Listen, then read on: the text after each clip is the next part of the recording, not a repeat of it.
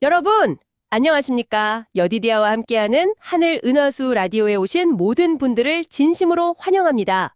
오늘은 유혹과 타락이라는 제목으로 이야기를 나누어 보겠습니다. 여디디아님, 참 궁금한 점이 있어요. 하나님께서 만드신 그 완벽한 에덴 동산에 왜 굳이 선악과라는 금단의 열매가 있었던 걸까요? 그게 왜 시험의 대상이 되어야 했는지 좀 의문이 들어요. 네. 정말 중요한 질문이신데요. 하나님의 법이라는 게 사실 그분의 성품 또 그분의 뜻을 반영하는 거잖아요. 온 우주의 조화와 질서를 이루는 기본 원칙 같은 거죠. 특히 인간에게는 어떤 도덕적인 선택, 그러니까 순종이 요구되었던 거고요. 아, 도덕적 선택이요? 네. 그래서 선악과는 바로 이 순종, 그리고 더 나아가서는 사랑을 확인할 수 있는 하나의 뭐랄까 시금석 같은 거였다고 볼 수 있어요. 시금석이요? 네. 아주 단순한 금지 명령처럼 보이지만 이걸 통해서 하나님을 정말 신뢰하는지 또 그분께 충성하는지를 보여줄 기회가 주어진 거죠. 물론 천사들을 통해서 사단의 존재나 그 위험성에 대한 경고도 이미 있었고요. 아, 경고는 이미 있었다는 거군요. 그러면 그 사단의 유혹은 구체적으로 어떻게 진행되었나요? 듣다 보면 하와가 좀 너무 쉽게 넘어간 거 아닌가 하는 생각도 들거든요. 네, 그렇게 보일 수도 있죠. 사단은 당시 뱀을 이용했는데요. 그냥 뱀이 아니라 그 당시 가장 지혜롭고 또 아름다운 모습이었다고 전해져요. 날개가 있고 금빛 광택이 나는 그런 존재였다고도 하고요. 오, 정말요? 네. 결정적인 순간은 하와가 남편 곁을 떠나서 혼자 있었을 때였어요.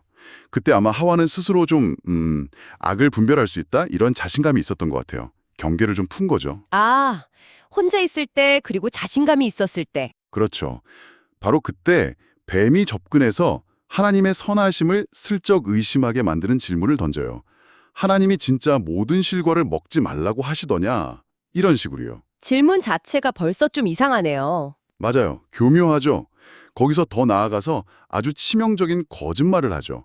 절대로 죽지 않을 거다. 오히려 하나님처럼 되어서 선악을 알게 될 거다라고요. 와, 그건 정말 대담한 거짓말인데요. 심지어 자기가 그 열매를 먹고 이렇게 말하는 능력까지 얻었다고 속이면서 하나님이 인간이 높아지는 걸 막으려고 그런 거다. 이런 식으로 하나님의 동기까지 왜곡시켜버려요. 아, 하나님을 뭔가 질주하는 분처럼 묘사했군요. 네, 결국 하와는 호기심, 그리고 더 높은 지식에 대한 어떤 욕망, 그리고 결정적으로는 하나님의 말씀보다 그럴듯한 뱀의 말을 믿어버린 거죠.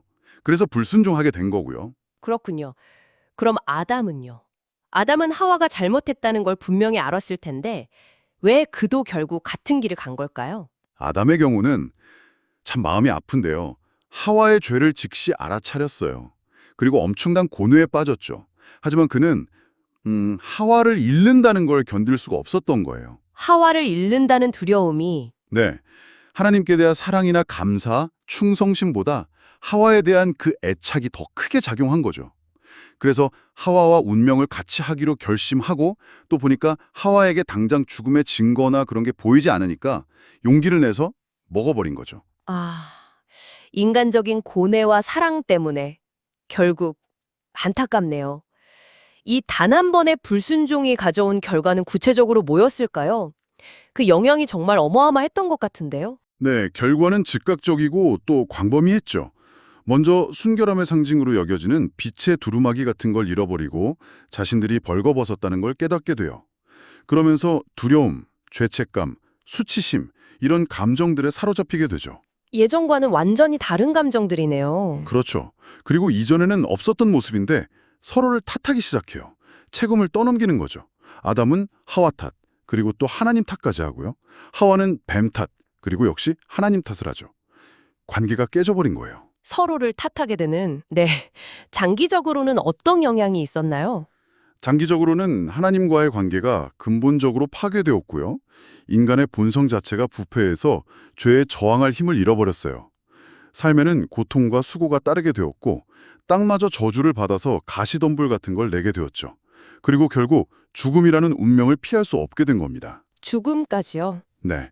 그리고 뱀, 하와, 아담 각자에게 하나님의 선고가 내려졌고 결국 에덴 동산에서 쫓겨나서 생명나무에 접견할 길도 막혀버렸어요. 정말 엄청난 결과네요. 오늘날 우리도 사실 매일 수많은 유혹 속에서 살아가잖아요. 이 오래된 이야기에서 우리가 얻을 수 있는 실제적인 교훈은 뭘까요? 이 이야기는 아무리 작아 보이는 불순종이라도 그 결과가 얼마나 심각할 수 있는지를 극명하게 보여주는 것 같아요. 왜냐하면 그 뿌리에는 결국 하나님의 사랑과 지혜를 불신하는 마음이 있기 때문이죠. 불신이 문제의 시작이군요. 네, 내 판단, 내 생각을 하나님의 말씀보다 앞세우는 것이 얼마나 위험한지를 깨닫게 해주는 거죠. 하지만 여러분, 여기서 이야기가 끝나지 않는다는 게 중요해요. 절망 속에서도 희망은 있었어요. 희망이요? 네, 하나님께서 뱀에게 선고하시면서 동시에 여자의 후손이 결국 뱀의 머리를 상하게 할 것이라는 첫 번째 구원의 약속, 이걸 원시복음이라고도 하는데요. 이걸 주셨거든요. 아, 여자의 후손에 대한 약속. 그렇습니다. 그래서 오늘날 우리가 유혹 앞에 설 때 기억해야 할 것은 내 힘으로 이기려는 게 아니라 하나님을 신뢰하고 그분의 말씀에 사랑으로 순종할 때만이 참된 생명과 평화를 누릴 수 있다는 사실입니다. 그것이 바로 타락의 길이 아닌 회복의 길인 거죠. 스스로의 힘이 아니라 하나님을 신뢰하고 사랑으로 순종하는 것. 그게 회복의 길이군요. 오늘 정말 중요한 통찰을 얻어갑니다. 여러분, 오늘의 하늘 은하수 라디오 어떠셨나요? 매일매일 저녁 9시에 더 다양하고 흥미로운 주제로 여러분들을 찾아오도록 하겠습니다. 구독과 좋아요, 알림 설정은 저에게 큰 힘이 됩니다.